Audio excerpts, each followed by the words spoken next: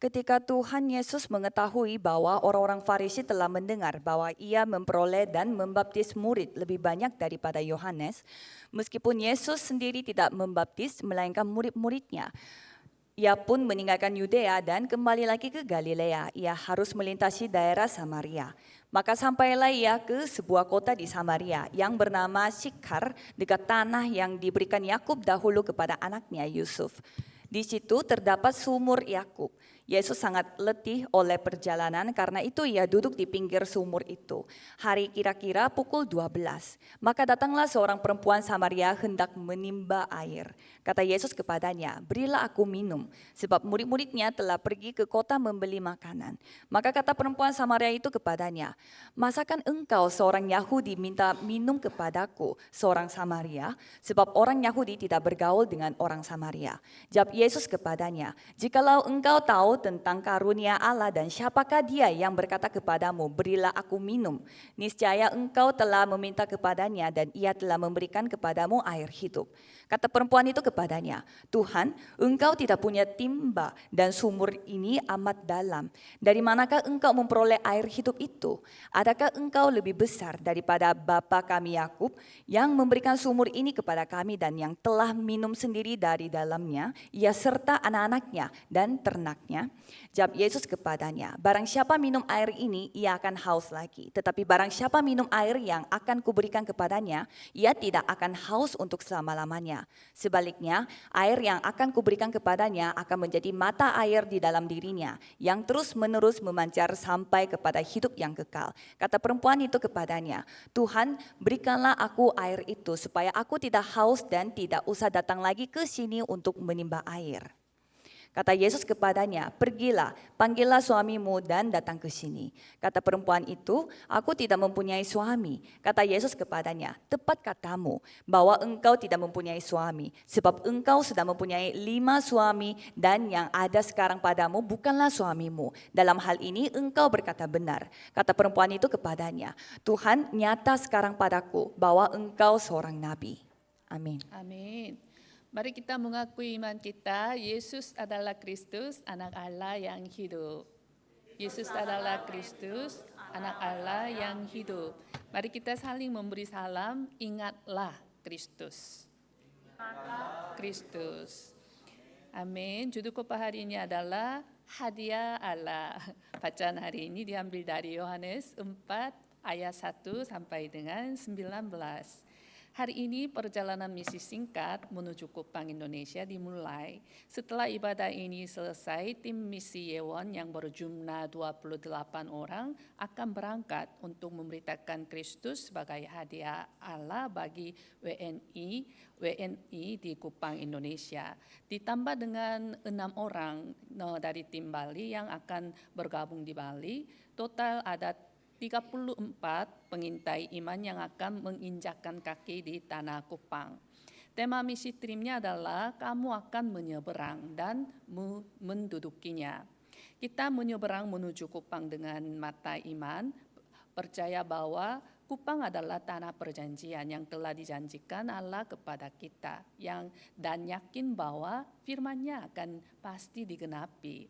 Kupang adalah kampung halaman Bapak Pendeta Anton, Gembala Gereja Yewon di Bali, dan merupakan pulau dengan persentase penduduk Kristen lebih dari 90%. Seperti yang kita pelajari bersama Cia dalam program mengenal 300 suku di Indonesia, Manado juga merupakan daerah dengan mayoritas penduduk Kristen.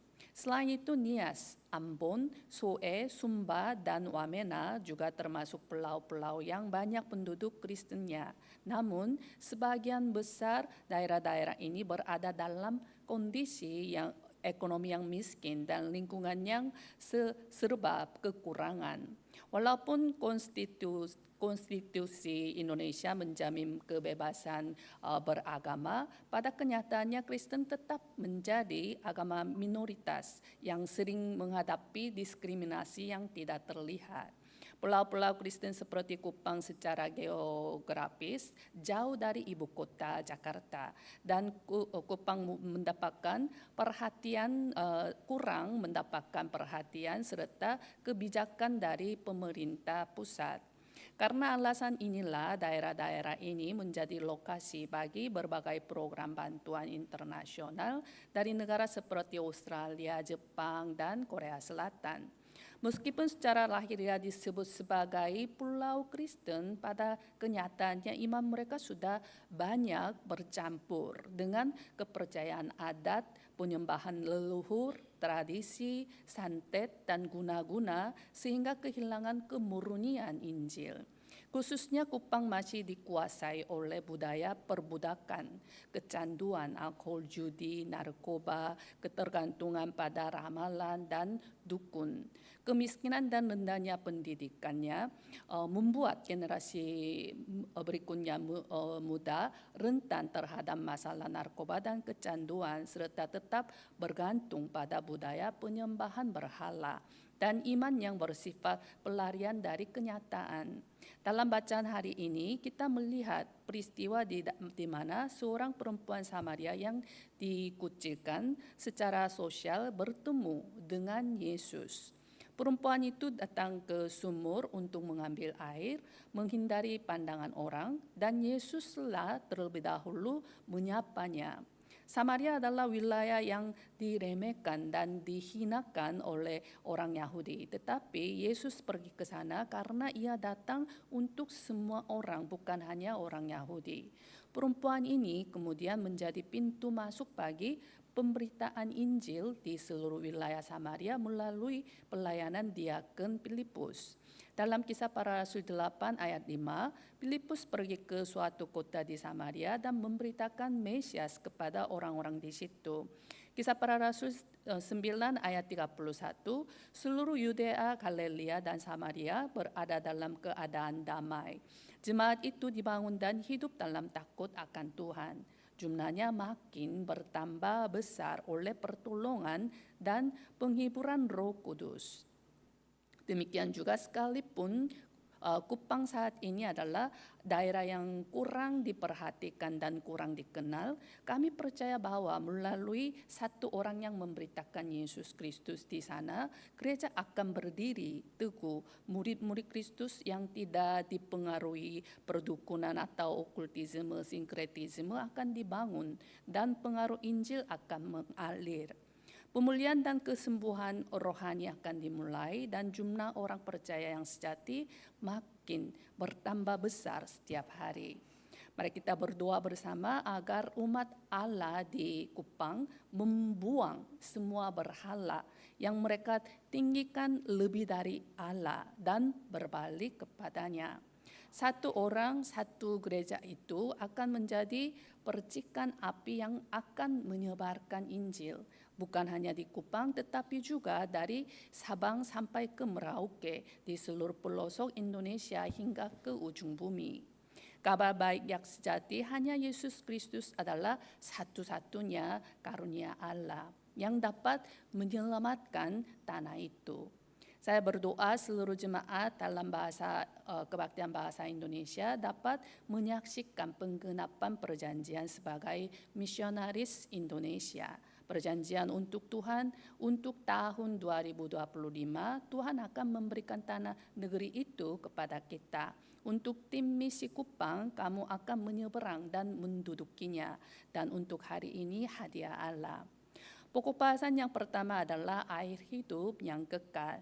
Dalam ayat 3 sampai dengan 10, ia pun meninggalkan Yudea dan kembali lagi ke Galilea. Ia harus melintasi daerah Samaria. Maka sampailah ia ke sebuah kota di Samaria yang bernama Syikar, dekat tanah yang diberikan Yakub dahulu kepada anaknya Yusuf. Di situ terdapat sumur Yakub. Yesus sangat letih oleh perjalanan, karena itu dia duduk di pinggir sumur itu. Hari kira-kira pukul 12, maka datanglah seorang perempuan Samaria hendak menimba air. Kata Yesus kepadanya, berilah aku minum, sebab murid-muridnya telah pergi ke kota membeli makanan. Maka kata perempuan Samaria itu kepadanya, masakan engkau, seorang Yahudi, minta meminum kepadaku seorang Samaria? Sebab orang Yahudi tidak bergaul dengan orang Samaria. Jawab Yesus kepadanya, jikalau engkau tahu tentang karunia Allah dan siapakah dia yang berkata kepadamu, berilah aku minum, niscaya engkau telah meminta kepadanya dan ia telah memberikan kepadamu air hidup. Yesus melakukan segala sesuatu sesuai dengan waktu yang telah ditetapkan Tuhan. Kepergiannya dari Yudea melewati Samaria menuju ke Galilea bukan karena takut akan penganiayaan para pemimpin agama Yahudi, tetapi karena waktu yang telah ditentukan Allah sudah tiba. Perjalanan melalui Samaria menuju Galilea bukanlah karena itu jalan yang paling cepat, melainkan karena dalam rencana Allah, Yesus harus memberitakan Injil kasih karunia kepada orang Samaria supaya mereka pun beroleh keselamatan.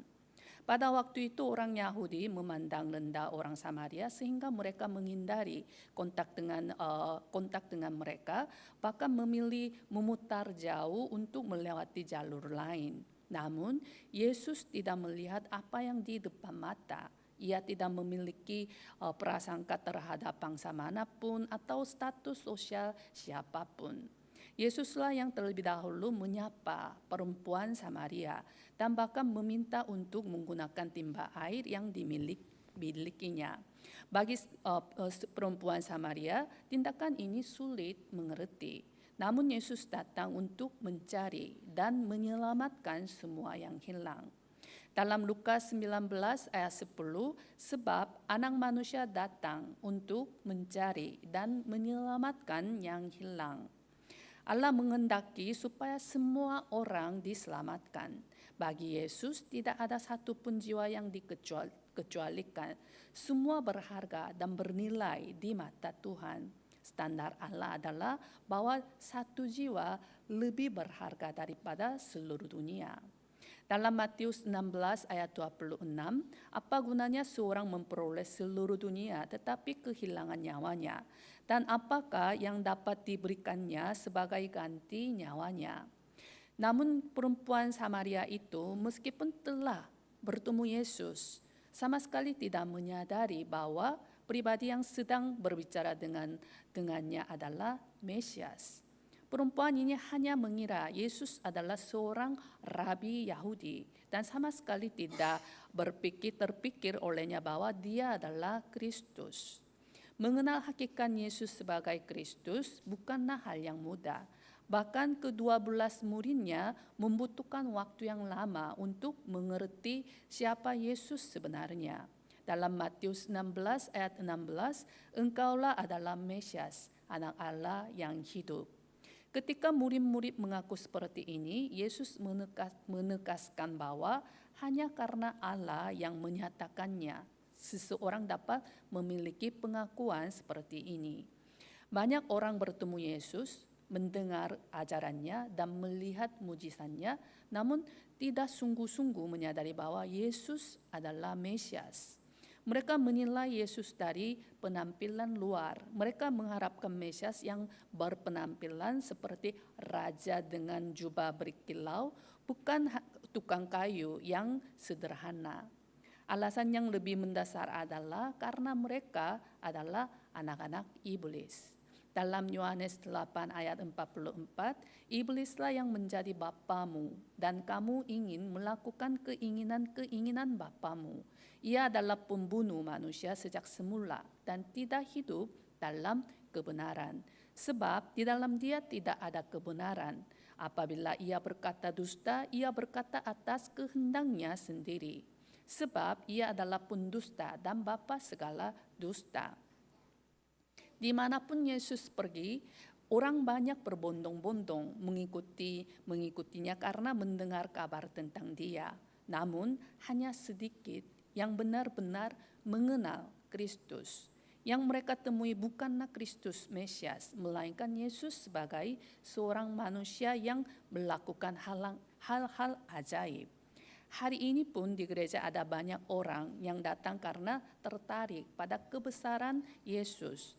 Mereka ingin mengalami mujizat, ingin disembuhkan, ingin mendapat pekerjaan yang baik, atau ingin ditertemukan dengan jodoh dan lain-lain. Namun, Kristus datang untuk membebaskan kita yang terpisah dari Allah dan berada dalam genggaman iblis. Kristus datang untuk menebus dan mengampuni kita yang telah jatuh dalam dosa dan terpisah dari Allah. Kristus datang untuk memulihkan hubungan kita dengan Allah, supaya kita dapat kembali bertemu dengannya.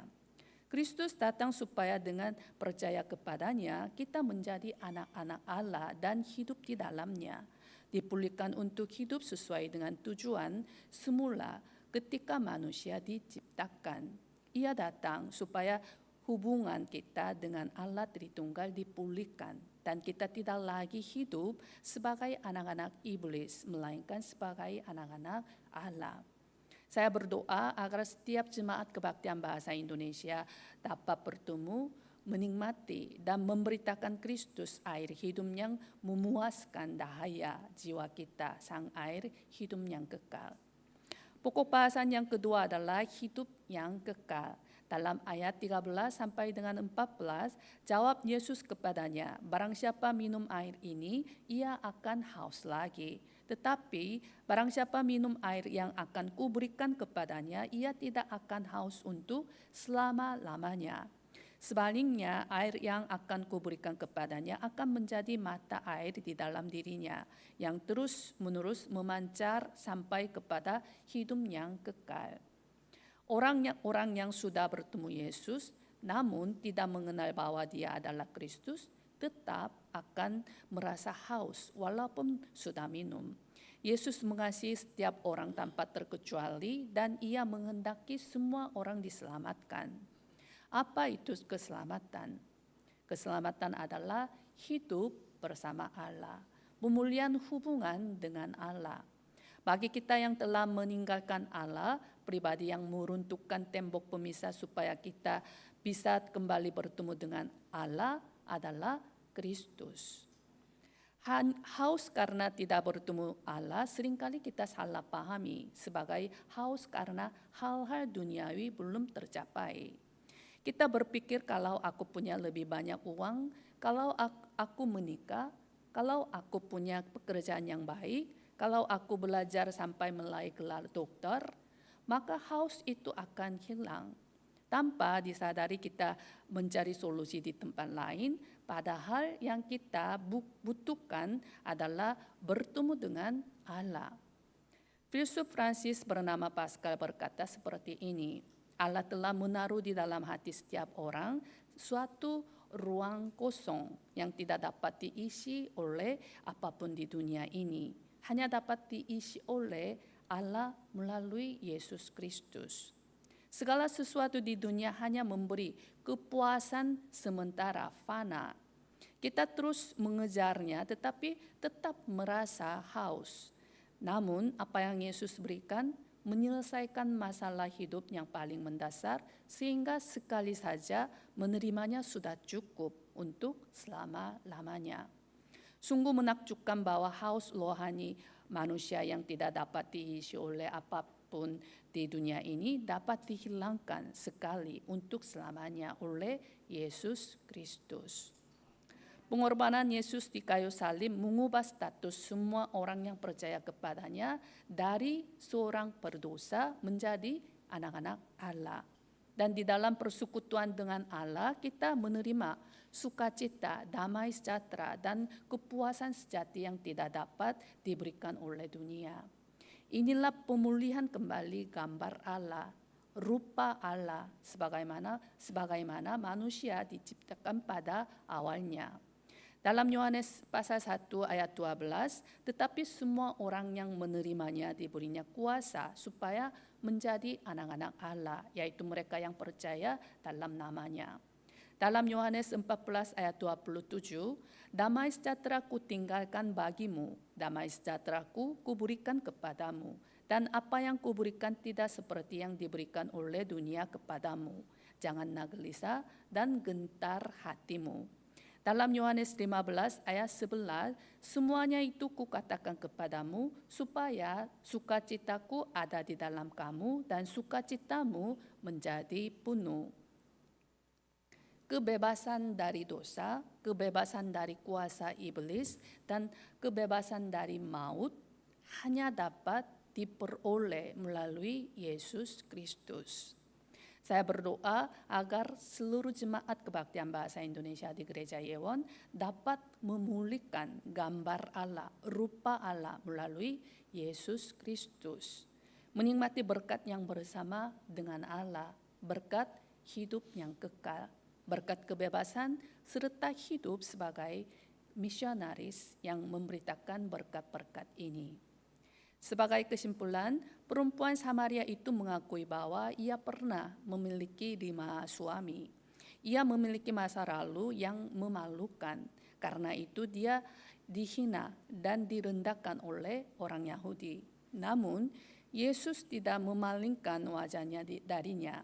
Yesus datang untuk menebus dosanya dan mengampuni semua kesalahannya. Kita pun tidak boleh bersikap seperti orang Yahudi yang mengabaikan dan menghina orang yang bersalah, melainkan seperti Yesus yang lebih dulu menyapanya dan menerimanya dengan kasih Allah. Tidak ada seorang pun yang di hadapan Yesus yang bukan orang berdosa. Demikian pula tidak ada seorang pun di hadapan Yesus yang tidak berharga.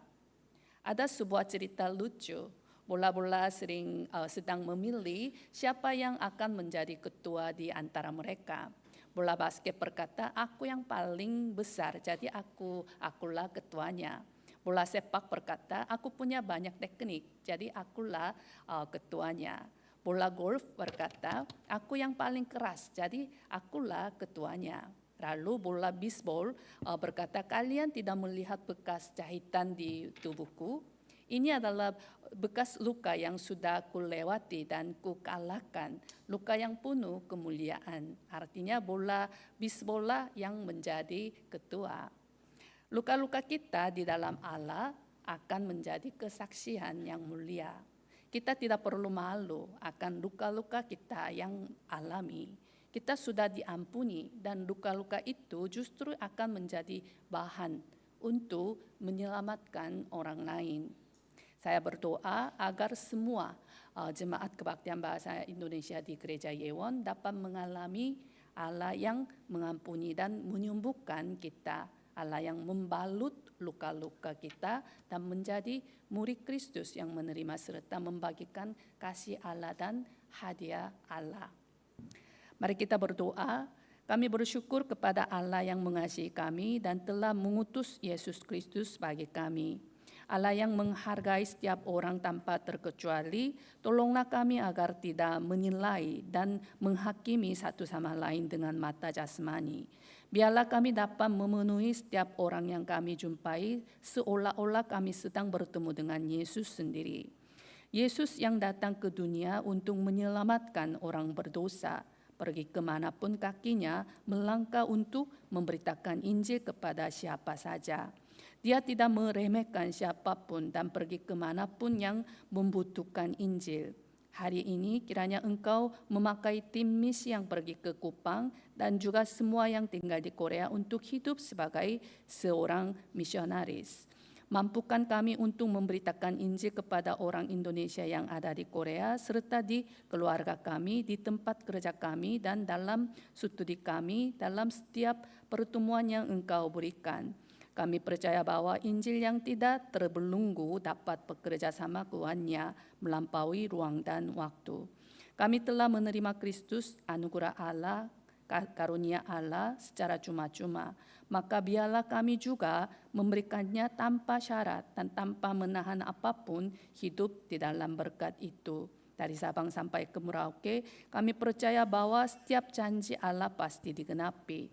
Segala puji dan syukur kami naikkan di dalam nama Tuhan Yesus Kristus, kami berdoa. Amin.